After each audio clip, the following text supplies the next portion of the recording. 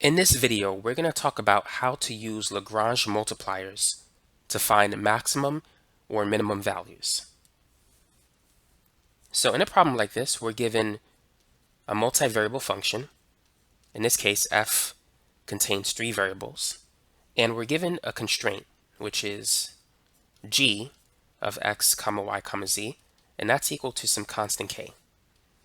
And you can see that g is 3x plus 2y minus 8z. That's the constraint because it's equal to a constant, in this case is negative 50. Now, what we need to do is we need to write a system of equations to solve for 4 variables. The 4 variables will be x, y, z, and lambda. So the first equation that we need to write will be this one. Fx is equal to lambda times gx, where fx is the partial derivative of f with respect to x. So that's the first equation we need to write. The second one is going to be the partial derivative of f with respect to y, and that's going to equal lambda times gy. The next one is going to be fz is equal to lambda gz. So here we have 1, 2, 3, 4 equations. So we have a system of 4 equations which we need in order to solve for 4 variables. So that's what we're doing here in this example problem. So let's start with the first equation. Fx is equal to lambda gx. So the partial derivative of this expression with respect to x, y squared and negative 2z squared will go to 0 because we're going to treat them as constants. The derivative of 3x squared, that's going to be 3 times 2x, which is 6x. And that's equal to lambda. And then we need to differentiate this expression with respect to x. 2y, negative 8z, and negative 50 are constants. So when we differentiate them with respect to x, they will become 0. 3x will become 3.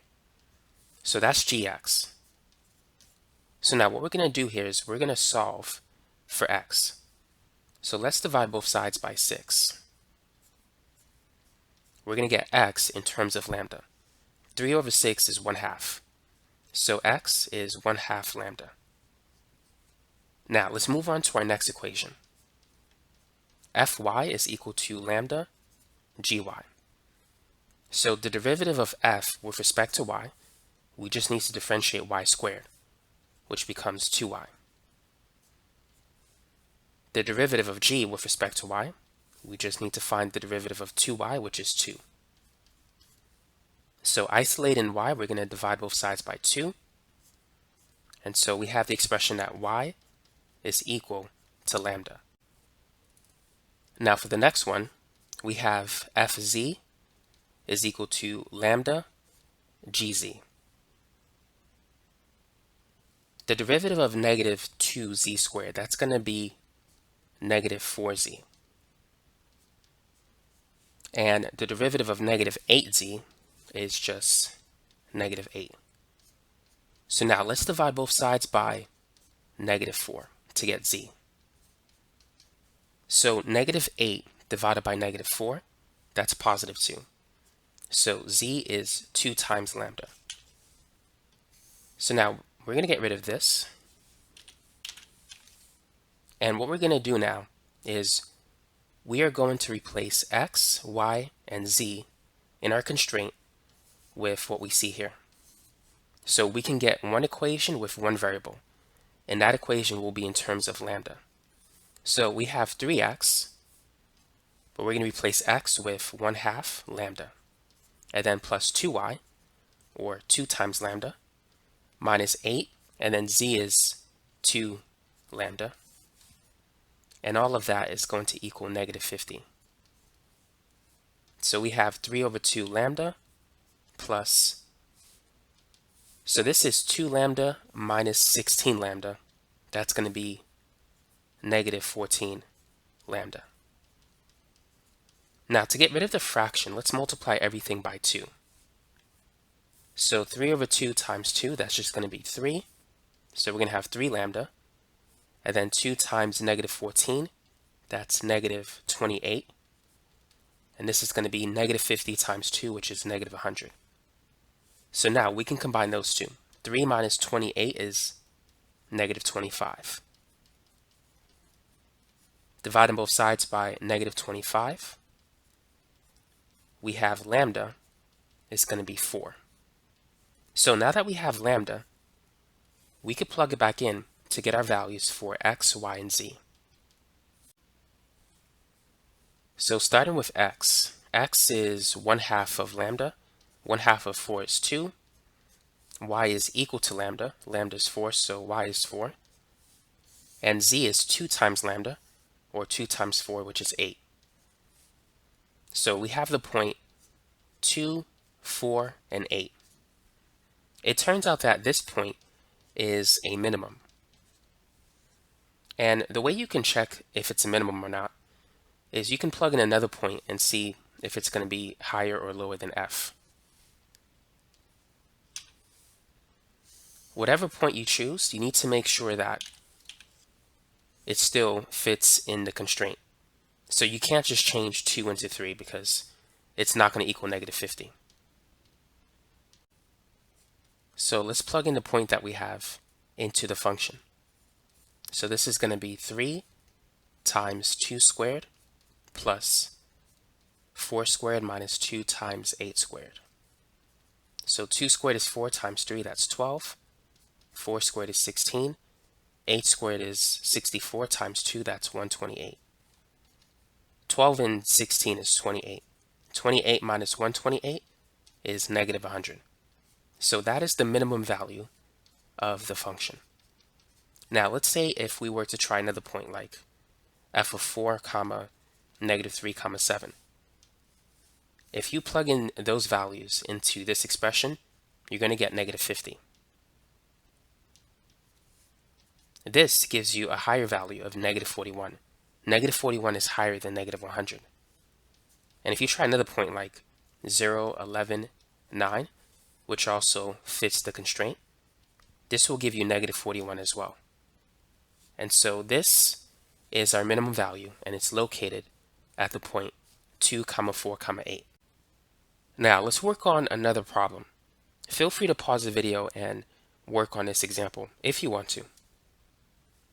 So just like before, we're going to find fx and set it equal to lambda times gx. So we have our function f, and this is g because, as we can see, it's equal to k. K is 14. So the derivative of 4x is going to be 4, and the partial derivative of g with respect to x is going to be the derivative of x squared, which is 2x. Now, like before, we're going to isolate x. So let's divide both sides by 2 lambda. So we have 4 divided by 2 lambda. 4 divided by 2 is 2, so x is equal to 2 over lambda. Now let's move on to our next equation. Fy is equal to lambda times gy.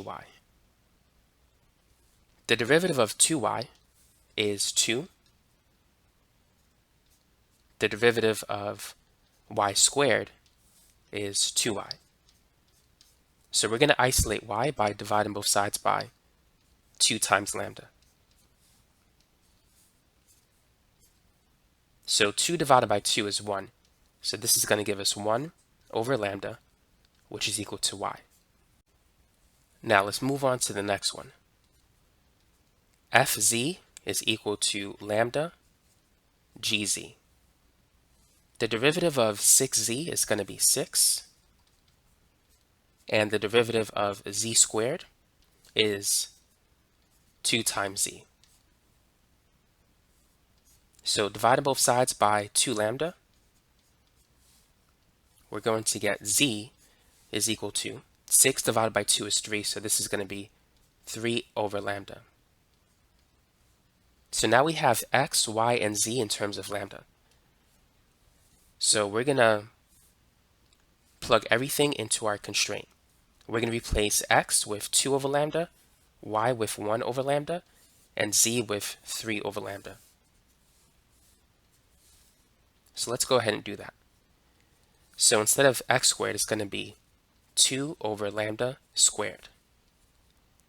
And then instead of y squared, it's going to be 1 over lambda squared.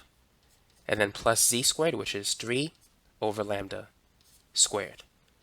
And that's equal to k, which is 14. So 2 squared is 4. So this is going to be 4 over lambda squared. And then plus 1 over lambda squared. 3 squared is 9. And that's equal to 14. So adding the numerators, we have 1 plus 9, which is 10, plus 4, that's 14. So 14 over lambda squared is equal to 14. And we could put this over 1 and cross multiply. So 14 times 1 is 14, and then that's equal to 14 lambda squared. So dividing both sides by 14, we see that lambda squared is equal to 1. And then if we take the square root of both sides, lambda is going to be plus or minus 1. So we have 2 answers for lambda in this example. So let's talk about what we're going to do with that. But first, let's free up some space.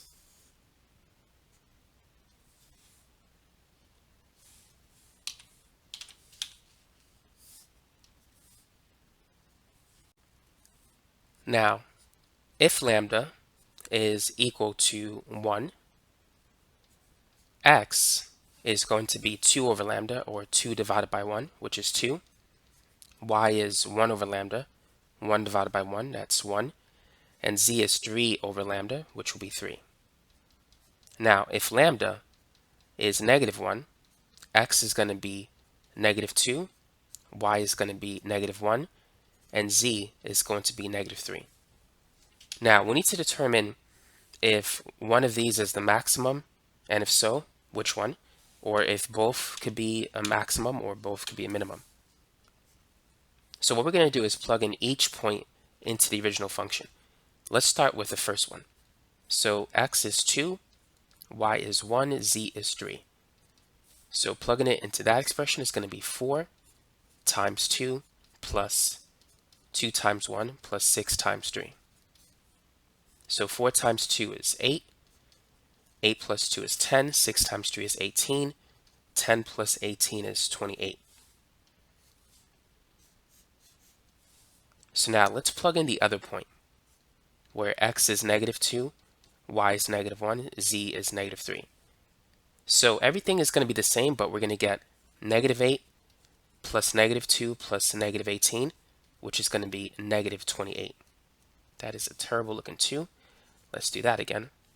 So we can clearly see that negative 28 is a minimum and positive 28 is a maximum.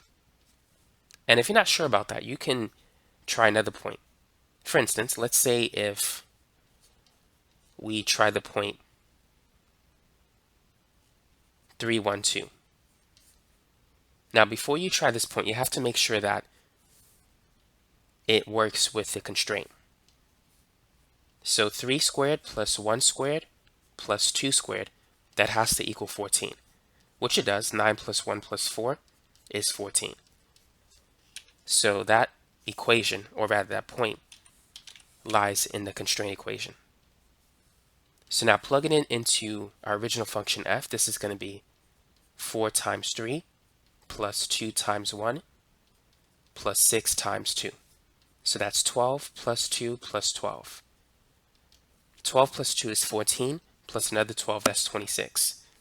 26 is less than 28. So that tells us that 28 is indeed a maximum.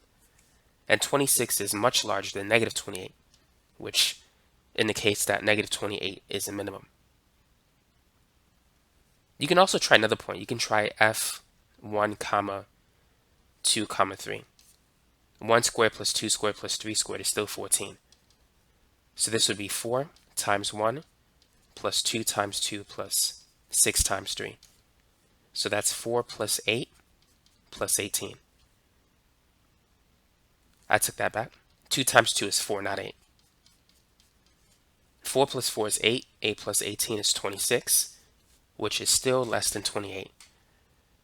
So 28 is definitely the maximum value of f, and negative 28 is the minimum value of f. So that's it for this problem. Now let's move on to number 3. This problem is going to be a little bit harder than the previous two. So I recommend that you pause the video and try this problem. Once you have the solution, feel free to play it and see if you have the right answer. So let's begin. We're going to follow the same process that we used in the first two examples. So let's set fx equal to lambda times gx. So what is the derivative of x, y, z with respect to x? The derivative of x is 1, and then we're going to leave the constants alone, yz. So we're just going to get yz for the partial derivative of f with respect to x. That's going to equal lambda times gx. The derivative of x squared is 2x. Now, what do you recommend that we do at this point? Because we can't really solve for x because there's 4 variables in this equation. We have x, y, and z. So in this situation, I recommend isolating lambda. So let's divide both sides by 2x. We're going to get lambda by itself. So yz divided by 2x is equal to lambda. Now let's move on to our next equation. Fy is equal to lambda times gy. So the derivative of y is 1 times xz. So fy is going to equal xz. And gy, the derivative of 4y squared, is going to be 4 times 2y, or 8y. So solving for lambda, we're going to divide both sides by 8y. So xz divided by 8y is equal to lambda. Now let's move on to the next one. Fz is equal to lambda times gz. So the derivative of z is 1 times xy, and then this is going to equal lambda. The derivative of 16 times z squared, that's 16 times 2z, which is 32z. Dividing both sides by 32z, we're going to get xy over 32z is equal to lambda. So now, because each of these 3 equations equal lambda, they are all equal to each other. So let's call this equation 1, 2, and 3. So what I'm going to do is I'm going to set equations 1 and 2 equal to each other. So we have yz is over 2x is equal to xz over 8y. Notice by doing this, we can cancel out z. If you divide both sides by z, they will cancel. Next, we need to cross multiply.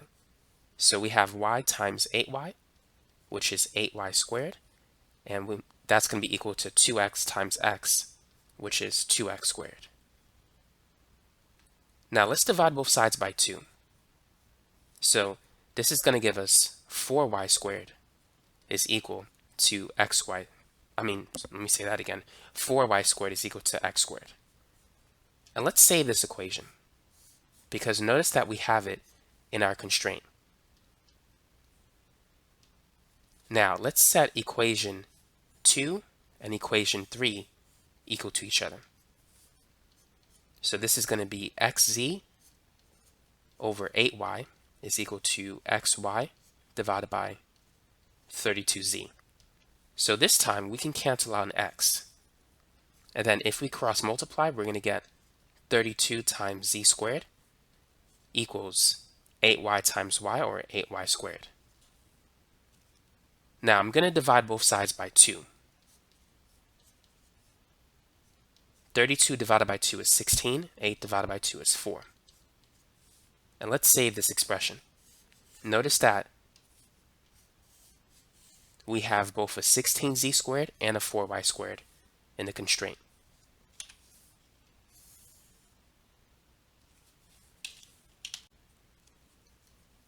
Now, let's replace x squared in this equation with 4y squared because they equal each other.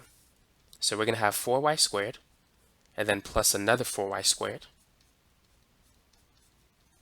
And then we could replace 16z squared with 4y squared because they equal each other as well. And so this is going to equal 48. 4 plus 4 plus 4 is the same as 4 times 3, which is 12. So we have 12y squared is equal to 48. Dividing both sides by 12. We have y squared is 48 over 12. And 48 divided by 12 is 4. So now we could take the square root of both sides. The square root of 4 is 2, so y can be plus or minus 2.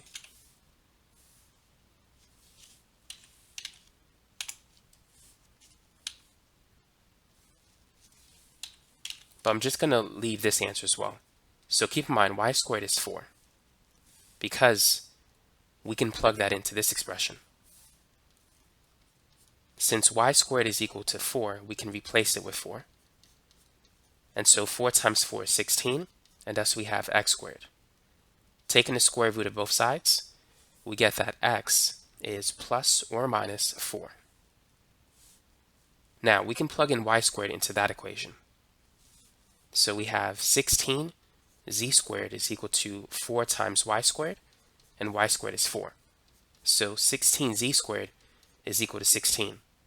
Dividing both sides by 16, we get that z squared is 16 over 16, which is 1. So z is going to be plus or minus 1 if you take the square root of both sides. So now we have the values of x, y, and z. Now let's evaluate the function when x is positive 4, when y is positive 2, and when z is positive 1 using this expression x, y, z. So that's going to be 4 times 2 times 1, and that will give us positive 8. Now we can try evaluating the function at negative 4, negative 2, negative 1. And so that's going to be negative 4 times negative 2 times negative 1, which is negative 8. Now these are not the only variations that we have for this particular problem. So for instance, if we were to make a table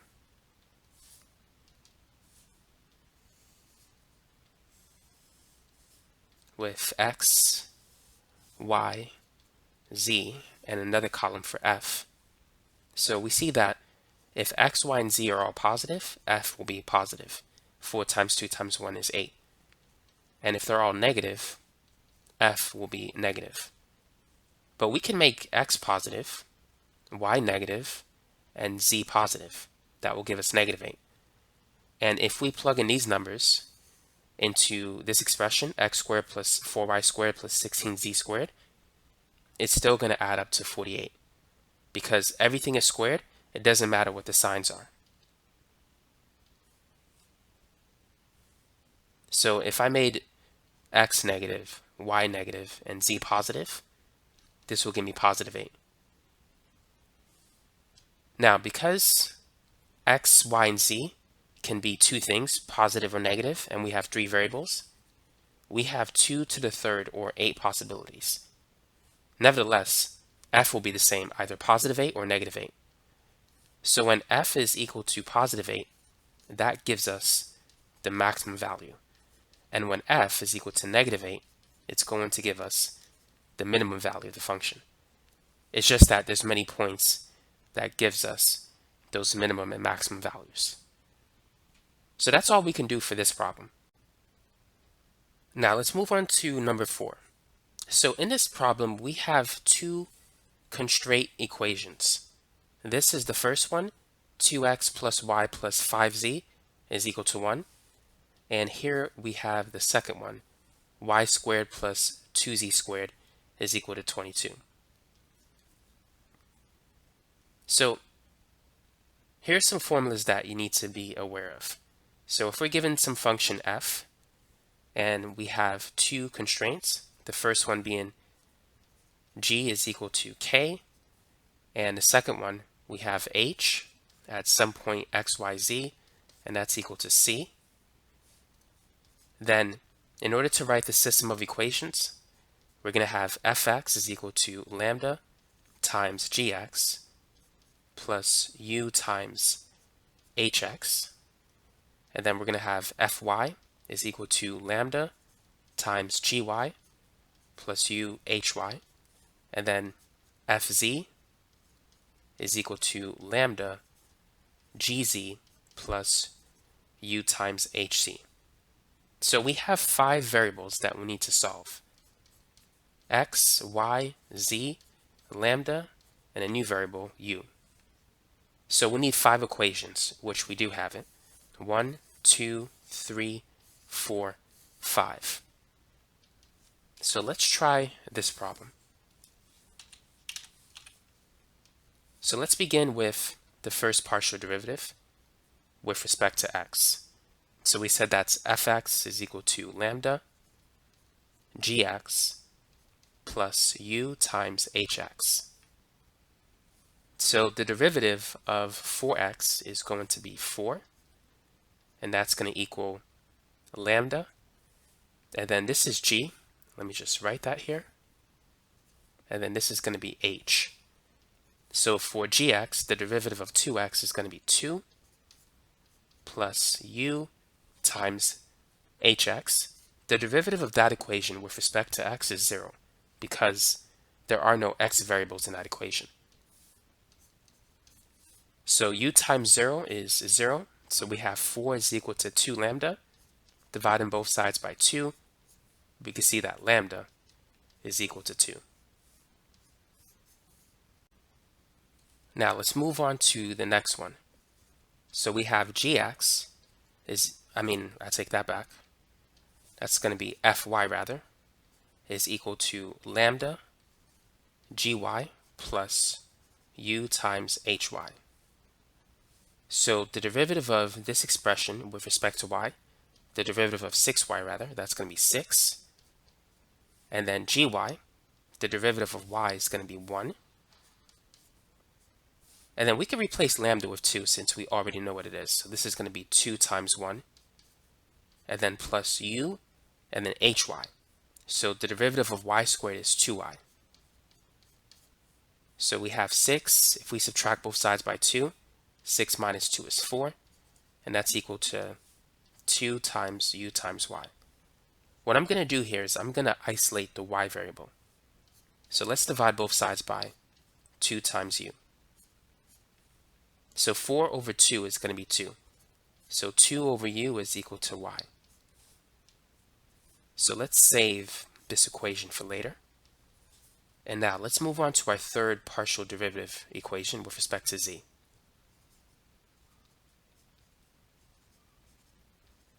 So fc, the derivative of negative 2z is going to be negative 2. That equals lambda. And then gz, the derivative of 5z is 5. And let's replace lambda with 2. So this is going to be 2 times 5 plus u, and then hc. The derivative of 2z squared is going to be 4z. So we have negative 2. 2 times 5 is 10. Subtracting both sides by 10, it's going to be negative 2 minus 10, which is negative 12. So we're going to try to isolate z. So we're going to divide both sides by 4u. Negative 12 divided by 4 is negative 3. So we have negative 3 over u is equal to z. And now let's save this expression as well. So notice that we have an equation in terms of y and z. So what we're going to do is plug in or replace y with 2 over u and then replace z with negative 3 over u. So we're going to get 2 over u squared and then plus 2z squared, or 2 times negative 3 over u squared, and that's going to equal 22.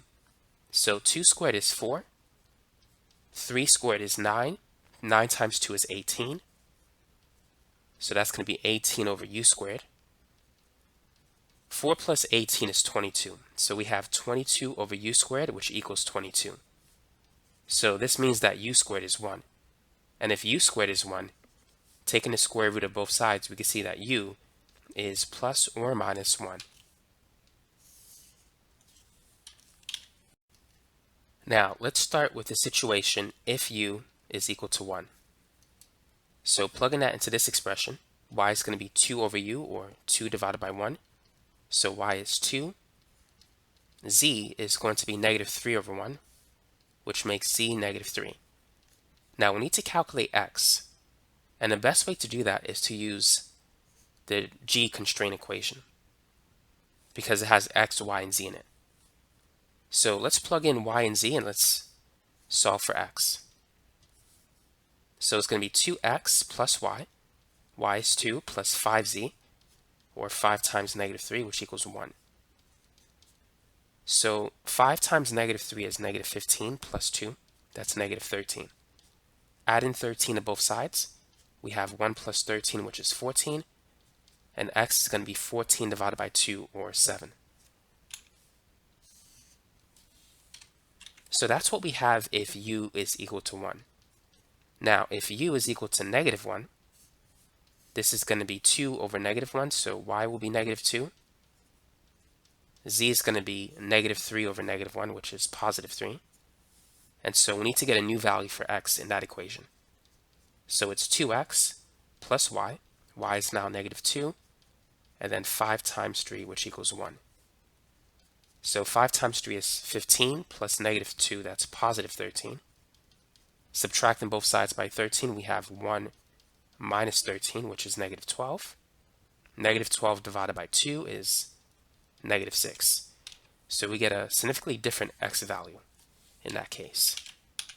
So now we're going to evaluate the function at that point. So let's get rid of this. So let's evaluate f when x is 7, when y is 2, and when z is negative 3. So it's 4x, or 4 times 7, plus 6y, or 6 times 2, minus 2z, or 2 times negative 3. So 4 times 7 is 28, 6 times 2 is 12, negative 2 times negative 3 is 6. 28 plus 12 is 40, plus 6. So that gives us a function value of 46. Now let's evaluate the function at the other point, when x is negative 6, when y is negative 2, and when z is 3. So it's going to be 4 times negative 6 plus 6 times negative 2 minus 2 times 3. So 4 times negative 6 is negative 24. 6 times negative 2 is negative 12. And then minus 6. Negative 24 minus 6 is negative 30. Negative 30 minus 12, that's negative 42. So we can clearly see that 46 is going to be the maximum value of the function, and negative 42 is going to be the minimum value of the function. So that's basically it. So now you know how to use Lagrange multipliers to find maximum or minimum values when you have one constraint, and like this example, when you have two constraints. Thanks again for watching.